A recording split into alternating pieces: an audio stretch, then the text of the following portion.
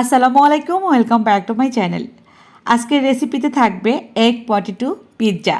এই পিৎজাটা মাত্র একটি আলু দিয়েই তৈরি করা যায়, আর এটা এত বেশি মজার, ছোট বড় সবাই খুব বেশি পছন্দ করবে। ঝটপট বিকালের নাস্তায় তৈরি করে নিতে পারেন।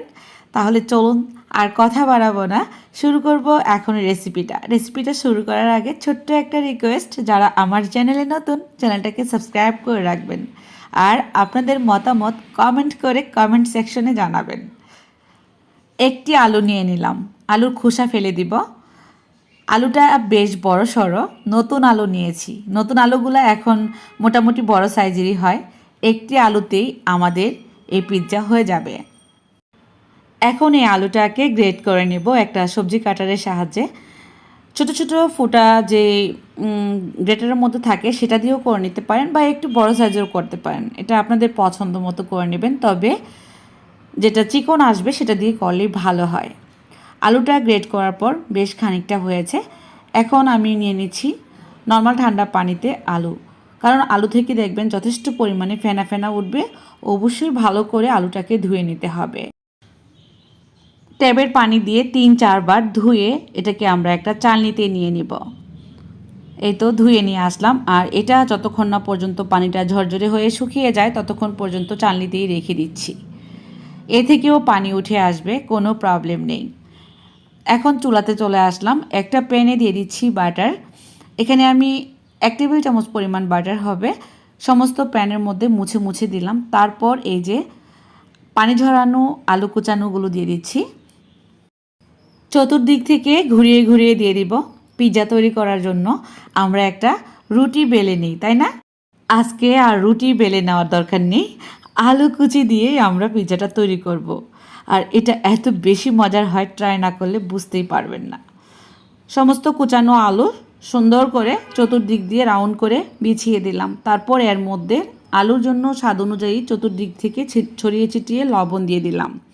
যেহেতু আলু এ থেকে সামান্য পরিমাণ পানি উঠে আসবে, চুলার আঁচটাকে মিডিয়াম টু লো ফ্লেমে রেখে দিলে ঢাকনা দিয়ে আলুগুলো সেদ্ধ হয়ে যাবে। লবণটা যেহেতু দিয়েছি, ঠিক এভাবে করে দিচ্ছি একটা স্প্যাচুলা দিয়ে। তারপর ঢাকনা দিয়ে ঢেকে রাখবো 3 মিনিটের মতো। চুলার আঁচ থাকবে মিডিয়াম টু লো ফ্লেমে। ফাঁকে আমি 2টা ডিম ফেটিয়ে নিচ্ছি। ডিমের জন্য স্বাদ অনুযায়ী লবণ দিয়ে দিচ্ছি। তো আমরা 3 মিনিটের মধ্যে আলুটাকে সেদ্ধ করে ফেলবো লো হিটে। ঢাকনা দিয়ে ঢেকে রেখে দিলাম, কিন্তু ফাঁকে আমাদের ডিম ফেটানো হয়ে গেছে। এখন আলুটাকে দেখে নিব। এ তো লক্ষ্য করলে বুঝতে পারবেন যথেষ্ট পরিমাণে এ থেকে পানি উঠে আসছিল, আর সেই পানিটা দিয়েই কিন্তু আলুটা সেদ্ধ হয়েছে।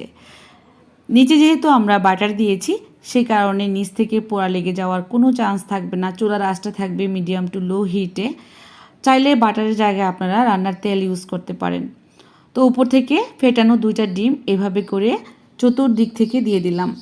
আবারও ঢাকনা দিয়ে ঢেকে রাখবো 2 থেকে 3 মিনিটের মতো। চুলার আঁচ মিডিয়াম টু লো ফ্লেমেই থাকবে। ডিমটা ভেতরের দিকে যতটুকু যাওয়ার যাবে। এখন আমি উল্টিয়ে দিচ্ছি, কারণ আলুটা ভালোভাবে সেদ্ধ করে নিতে হবে আমাদেরকে। এই পাশটা যেহেতু হয়ে গেছে, লক্ষ্য করলে বুঝতে পারবেন। এখন আবারও লো হিটেই 3 মিনিটের মতো রাখবো।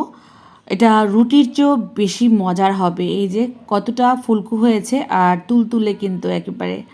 তো ওই পিঠটা হতে থাক, আমি ওপর থেকে আরও একটা ডিম ফেটে নিলাম। মোট 3টা ডিম ব্যবহার করতেছি একটা বড় সাইজের আলুর জন্য।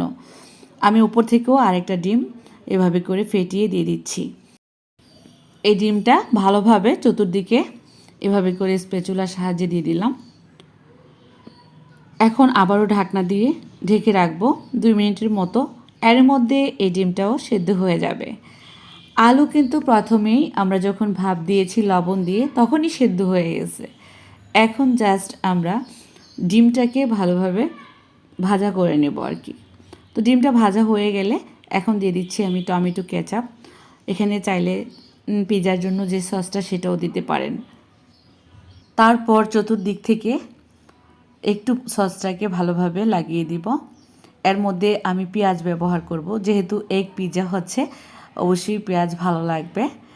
পেঁয়াজটাকে চতুর্দিক থেকে এভাবে করে সাজিয়ে দিয়ে দিচ্ছি। দিয়ে দিব কয়েকটা অনিয়ন স্প্রিংগল। আপনারা চাইলে এখানে যে কোনো ভেজিটেবল ইউজ করতে পারেন আপনাদের পছন্দ মতো। তো দেখতে সুন্দর লাগবে, ঠিক এভাবে করে দিবেন। এখানে আপনাদের পছন্দ মতো ক্যাপসিকাম ব্যবহার করতে পারেন। আমি একটু কাঁচা মরিচও দিয়ে দিচ্ছি, যেহেতু এটা এগ পটেটো পিৎজা, এটা এটার সাথে যেগুলো মানানসই হয় সেগুলোই আমি দিয়ে দিচ্ছি। এবার সব শেষে দিয়ে দিব চিজ। এই চিজটাকে আমি সবজি গ্রেটার দিয়ে গ্রেট করে নিয়েছি। এটা মজারেলা চিজ, আপনারা চাইলে আপনাদের পছন্দ মতো চিজ দিয়েও করতে পারেন, কোনো সমস্যা নেই। আর চিজ এখানে ব্যবহার করবেন আপনার কেমন পছন্দ সেই অনুপাতে। চাইলে আপনি ডাবল লেয়ারও দিয়ে নিতে পারেন, বা ঠিক এভাবে আমি যেভাবে করে দিচ্ছি পাতলা করে, ঠিক এভাবেও করে নিতে পারেন। এবার 2 থেকে 3 মিনিট রাখার পর চিজটা গলে যাবে। গলে যাওয়ার পর সার্ভ করার জন্য নিয়ে আসলাম। এবার পরিবেশন করার পালা।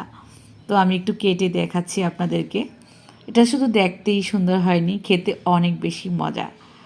আমি চেষ্টা করি আপনাদেরকে মজার মজার জিনিসগুলাকে খুব সহজ করে দেখানোর জন্য, আর অল্প খরচে বাসায় আমরা এত মজার জিনিসগুলো তৈরি করে ফেলতে পারি। তো এটা খুবই হেলদি, যেহেতু আলু আছে, ডিম আছে। এটা বাসায় বিকালের নাস্তায় তৈরি করে দেখবেন, অনেক বেশি মজার উপায়ে এটা নাস্তা হিসেবে খাওয়া যায়। আমি এটাকে কেটে নিচ্ছি। গরম গরম এই পিৎজাটা পরিবেশন করতে পারলে বেশি মজা, যেহেতু চিজ ব্যবহার করেছি আমরা, আর এটা যেহেতু আলু একটু ক্রিস্পি হবে। আর আমি আপনাদেরকে দেখিয়ে দিব এটা নিচের অংশটা কেমন হয়েছে। এই যে দেখলেই বুঝতে পারবেন। আলু তো কত বেশি মজারই হয়, তাই না? অনেকেই আমরা পছন্দ করি আলু। তো এভাবে করে বাচ্চাদেরকে আবারও বলবো আপনারা বাসায় তৈরি করে দিবেন। আর আপনাদেরটা কেমন হলো অবশ্যই কমেন্ট করে কমেন্ট বক্সে লিখে জানাবেন। আজকের মতো আমি বিদায় নিয়ে নিব। সবাই অনেক অনেক অনেক বেশি ভালো থাকবেন, সুস্থ থাকবেন। তাহলে বিদায়, আল্লাহ হাফেজ।